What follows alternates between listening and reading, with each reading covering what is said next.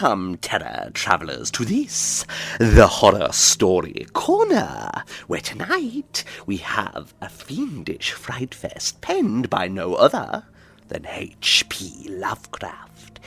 It concerns a festival, and usually that would be rife with merriment and goodwill. However, this festival is slightly different and takes place below the earth, where things that should crawl have learned to walk, and where a visitor's mind may be shattered and transported indefinitely to the Horror Story Corner. I hope you enjoy the festival. I was far from home, and the spell of the eastern sea was upon me. In the twilight I heard it pounding on the rocks, and I knew that it lay just over the hill, where the twisting willows writhed against the clearing sky and the first stars of evening. And because my fathers had called me to the old town beyond, I pushed on through the shadow, new-fallen snow along the road that soared lonely up to where Aldebaran twinkled among the trees, on toward the very ancient town I had never seen, but often dreamed of. It was the Yuletide, that men call Christmas, though they know in their hearts it is older than Bethlehem and Babylon, older than Memphis and mankind. It was the Yuletide, and I had come at last to the ancient sea-town where my people had dwelt, and kept festival in the elder time when festival was forbidden, where also they had commanded their sons to keep festival once every century, that the memory of primal secrets might not be forgotten. Mine were an old people, and were old even when this land was settled 300 years before, and they were strange, because they had come as dark furtive folk from opiate southern gardens of orchids, and spoken another tongue before they learnt the tongue of the blue-eyed fishes, and now they were scattered and shared only the rituals of mysteries that none living could understand. I was the only one who came back that night to the old fishing town, as legend bade, for only the poor and only the lonely remember. Then, beyond the hill's crest, I saw Kingsport, outspread frostily in the gloaming, snowy Kingsport, with its ancient vanes and steeples, ridge-poles and chimney-pots, wharves and small bridges, willow trees and graveyards, endless labyrinths of steep, narrow, crooked streets, and dizzy church-crowned central peak that time durst not touch, ceaseless mazes of colonial houses piled and scattered at all angles and levels like a child's disordered blocks, antiquity hovering on grey wings over winter-whitened gables and gambrel roofs, fanlights and small-pane windows, one by one gleaming out in the cold dusk to join Orion and the archaic stars, and against the rotting wharfs the sea pounded, the secretive, immemorial sea out of which the people had come in the elder time. Beside the road, at its crest, a still higher summit rose, bleak and wind-swept, and I saw that it was a burying ground, where black gravestones stuck ghoulishly through the snow, like the decayed fingernails of a gigantic corpse.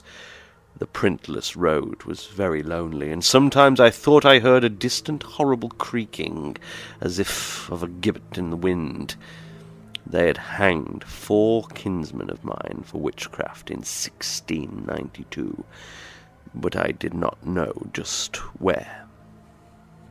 As the road wound down the seaward slope, I listened for the merry sounds of a village at evening, but did not hear them.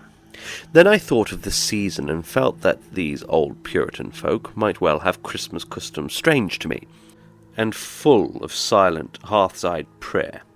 So after that I did not listen for merriment or look for wayfarers, but kept on down past the hushed-lighted farmhouses and shadowy stone walls to where the signs of ancient shops and sea taverns creaked in the salt breeze, and the grotesque knockers of pillared doorways glistened along deserted, unpaved lanes in the light of little curtained windows. I had seen maps of the town, and knew where to find the home of my people. It was told that I should be known and welcome, for village legend lives long, so I hastened through Back Street to Circle Court, and across the fresh snow, on the one full flagstone pavement in the town, to where Green Lane leads off behind the market house. The old maps still held good, and I had no trouble, though at Arkham they must have lied when they said the trolleys ran to this place, since I saw not a wire overhead. Snow would have hid the rails in any case. I was glad I had chosen to walk, for the white village had seemed very beautiful from the hill, and now I was eager to knock at the door of my people, the 7th house on the left in Green Lane, with an ancient peaked roof and jutting second story, all built before 1650.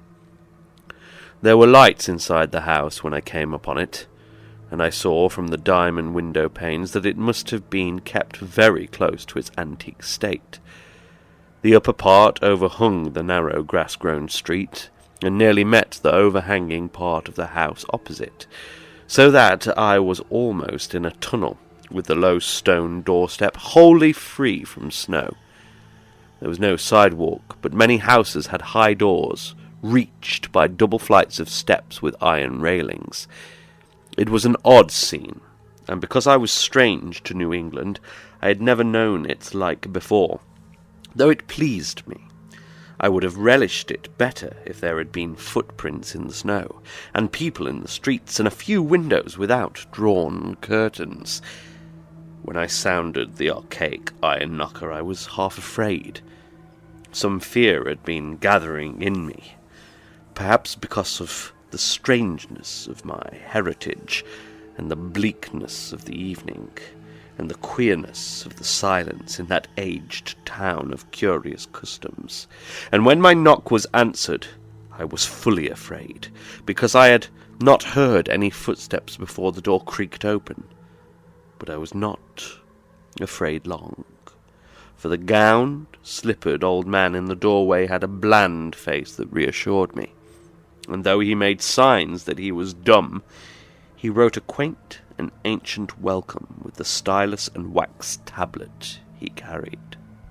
He beckoned me into a low, candle-lit room with massive, exposed rafters and dark, stiff, sparse furniture of the 17th century. The past was vivid there, for not an attribute was missing. There was a cavernous fireplace and a spinning wheel at which a bent old woman in loose wrapper and deep poke bonnet sat back towards me, silently spinning despite the festive season. An indefinite dampness seemed upon the place, and I marvelled that no fire should be blazing. The high-backed settle faced the row of curtained windows at the left, and seemed to be occupied, though I was not sure. I did not like everything about what I saw, and felt again the fear I had had. This fear grew stronger from what had before lessened it, for the more I looked at the old man's bland face, the more its very blandness terrified me. The eyes never moved, and the skin was too like wax. Finally, I was sure it was not a face at all, but a fiendishly cunning mask. But the flabby hands, curiously gloved, wrote genially on the tablet and told me I must wait a while before I could be led to the place of festival. Pointing to a chair, table, and pile of books, the old man now left the room, and when I sat down to read, I saw that the books were hoary and mouldy, and that they included old Morrister's Wild Marvels of Science, The Terrible Seducimus Triumphatus of a Joseph Glanville, published in 1681. The Shocking Demonolatria of Remigius, printed in 1595 at Lyons. And worst of all, the unmentionable Necronomicon of the mad Arab Abdul al-Azred. In Alaus Wormius's forbidden Latin translation, a book which I had never seen, but of which I had heard monstrous things whispered. No one spoke to me, but I could hear the creaking of signs in the wind outside, and the whir of the wheel, as the bonneted old woman continued her silent spinning. I thought the room and the books and the people very morbid and disquieting, but because an old tradition of my father's had summoned me to strange feastings, I resolved to expect queer things. So I tried to read, and soon became tremblingly absorbed by something I found in that accursed Necronomicon. A thought and a legend too hideous for sanity or consciousness, but I disliked it when I fancied I heard the closing of one of the windows that the settle faced, as if it had been stealthily opened. It had seemed to follow a whirring that was not of the old woman's spinning wheel. This was not much, though, for the old woman was spinning very hard, and the aged clock had been striking. After that I lost the feeling that there were persons on the settle, and was reading intently and shudderingly when the old man came back booted and dressed in a loose antique costume, and sat down on that very bench so that I could not see him. It was certainly nervous waiting, and the blasphemous book in my hands made it doubly so. When 11 struck, however, the old man stood up, glided to a massive carved chest in a corner, and got 2 hooded cloaks, one of which he donned, and the other of which he draped round the old woman, who was ceasing her monotonous spinning. Then they both started for the outer door, the woman lamely creeping, and the old man, after picking up the very book I had been reading, beckoned me as he drew his hood over that unmoving face or mask. We went out into the moonless and tortuous network of that incredibly ancient town, went out as the lights in the curtained windows disappeared one by one, and the dog-star leered at the throng of cowled cloak figures that poured silently from every doorway and formed monstrous processions up this street and that, past the creaking signs and antediluvian gables, the thatched roofs and diamond-paned windows, threading precipitous lanes where decaying houses overlapped and crumbled together, gliding across open courts and churchyards where the bobbing lanthorns made eldritch drunken constellations. Amid these hushed throngs I followed my voiceless guides, jostled by elbows that seemed preternaturally soft, and pressed by chests and stomachs that seemed abnormally pulpy, but seeing never a face and hearing never a word. Up, up, up the airy columns slithered, and I saw that all the travellers were converging as they flowed near a sort of focus of crazy alleys at the top of a high hill in the centre of the town, where perched a great white church. I'd seen it from the road's crest when I looked at Kingsport in the new dusk, and it had made me shiver, because Aldebaran had seemed to balance itself a moment on the ghostly spire. There was an open space around the church, partly a churchyard with spectral shafts, and partly a half-paved square swept nearly bare of snow by the wind, and lined with unwholesomely archaic houses having peaked roofs and overhanging gables. Death fires danced over the tombs, revealing gruesome vistas, though queerly failing to cast any shadows. Past the churchyard where there were no houses. I could see over the hill's summit and watch the glimmer of stars on the harbour, though the town was invisible in the dark. Only once in a while a lanthorn bobbed horribly through serpentine alleys on its way to overtake the throng that was now slipping speechlessly into the church.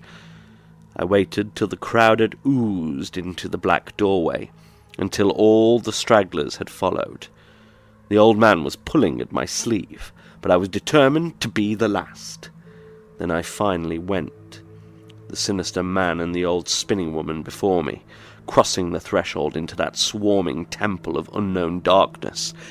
I turned once to look at the outside world as the churchyard phosphorescence cast a sickly glow on the hilltop pavement, and as I did so I shuddered, for though the wind had not left much snow, a few patches did remain on the path near the door, and in that fleeting backward look it seemed to my troubled eyes that they bore no mark of passing feet, not even mine. The church was scarce lighted by all the lanthorns that had entered it, for most of the throng had already vanished.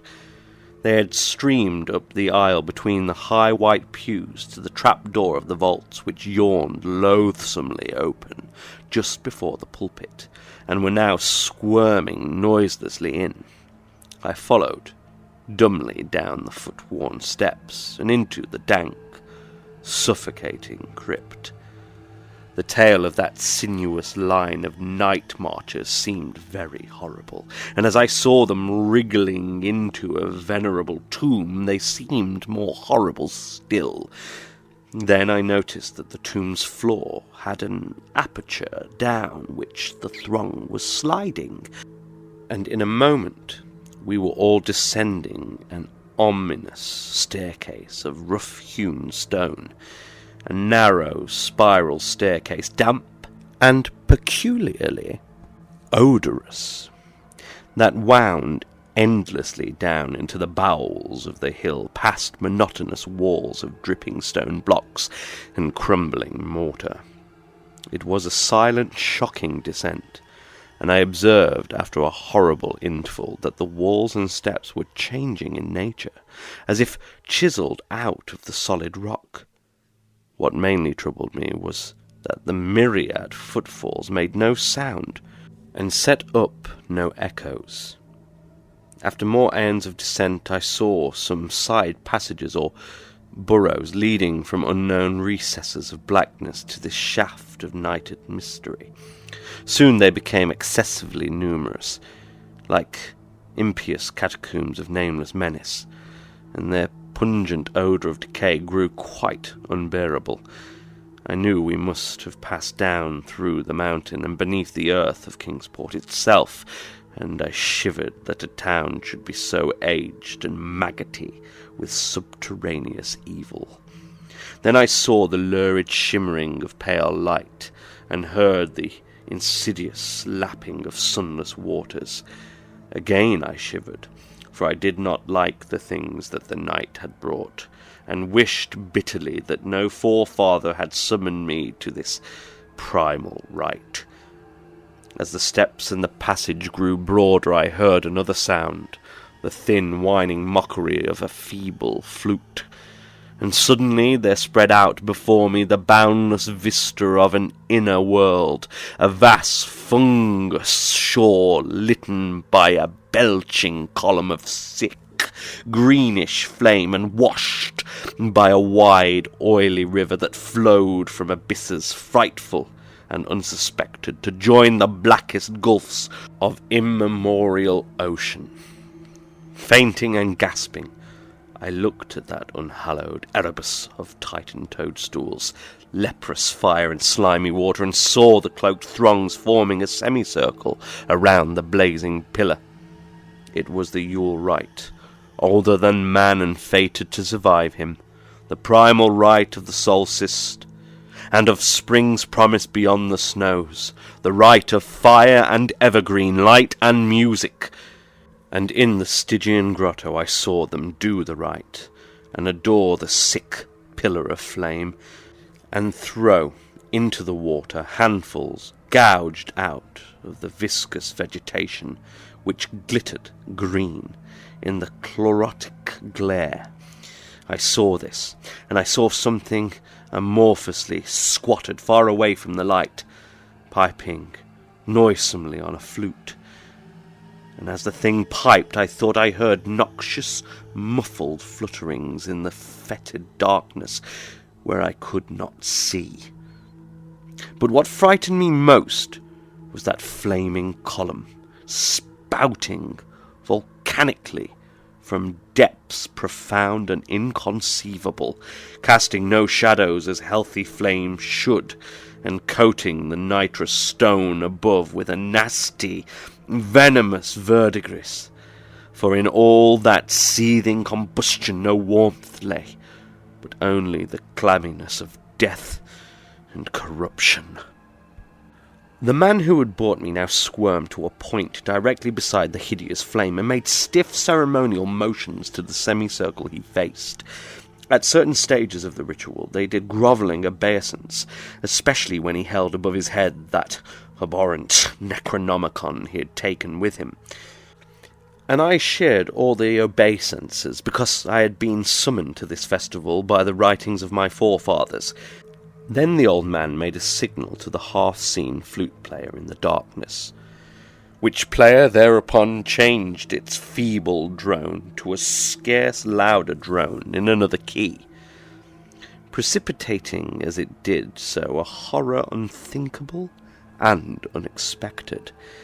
At this horror I sank nearly to the lichened earth, transfixed with a dread not of this nor any world, but only of the mad spaces between the stars, out of the unimaginable blackness beyond the gangrenous glare of that cold flame, out of the Tartarian leagues through which that oily river rolled, uncanny, unheard, and unsuspected.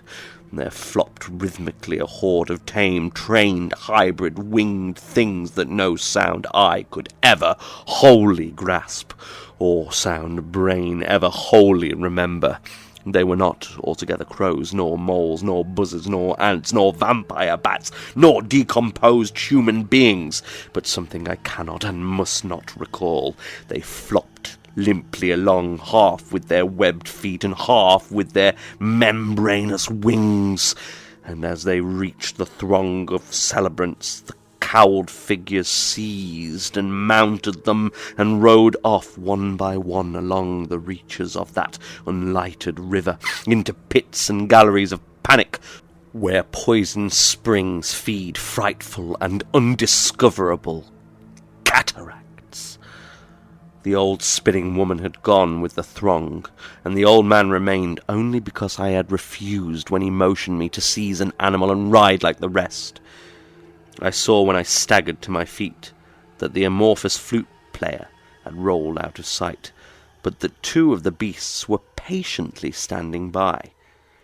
As I hung back, the old man produced his stylus and tablet and wrote that he was the true deputy of my fathers, who had founded the Yule worship in this ancient place, that it had been decreed I should come back, and that the most secret mysteries were yet to be performed. He wrote this in a very ancient hand, and when I still hesitated, he pulled from his loose robe a seal ring and a watch, both with my family's arms, to prove that he was what he said.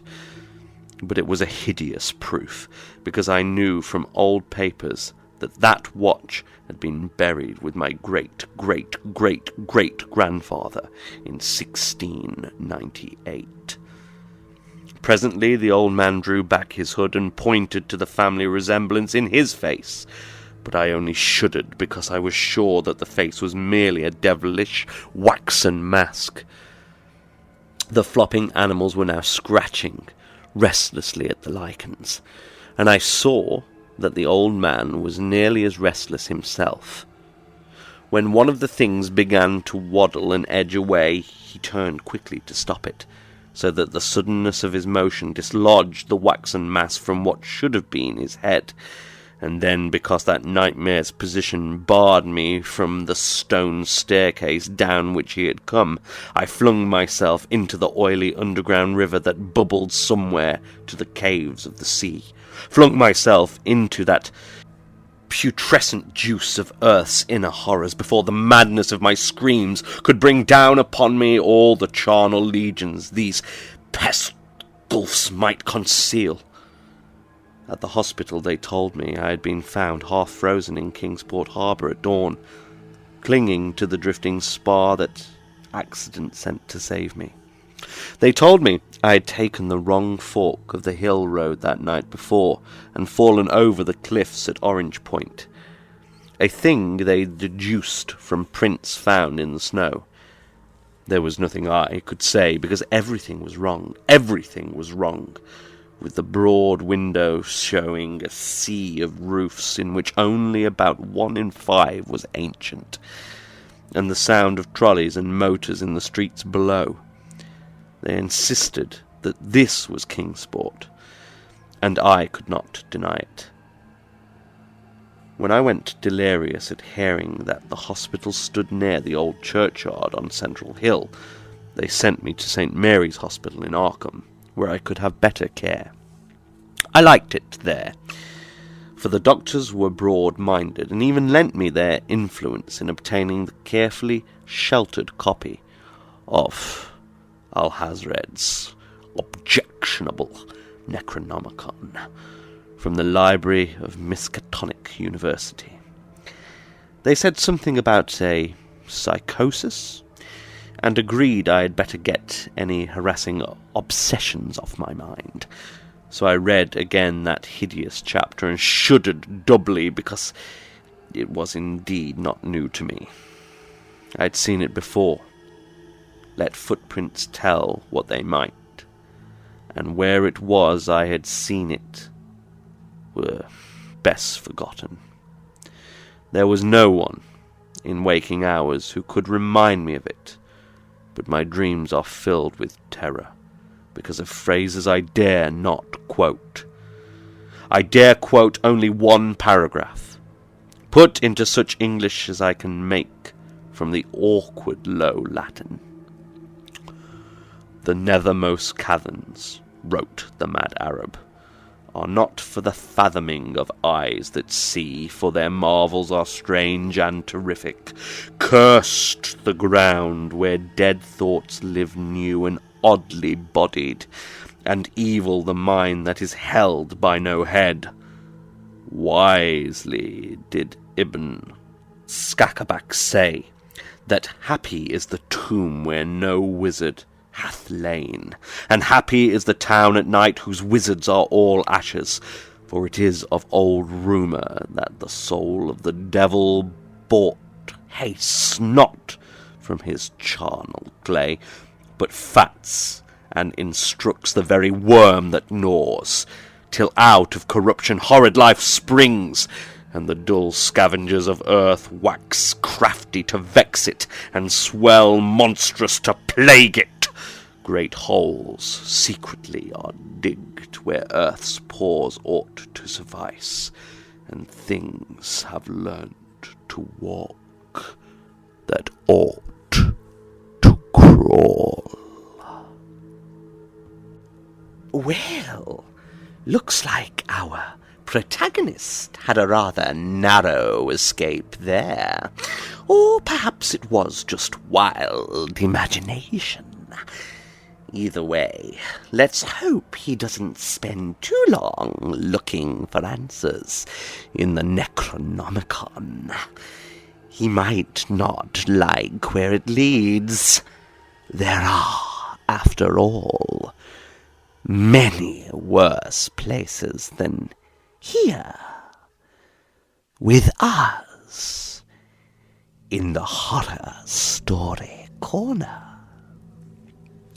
Thank you for listening, dear friends, and, as ever, sleep well.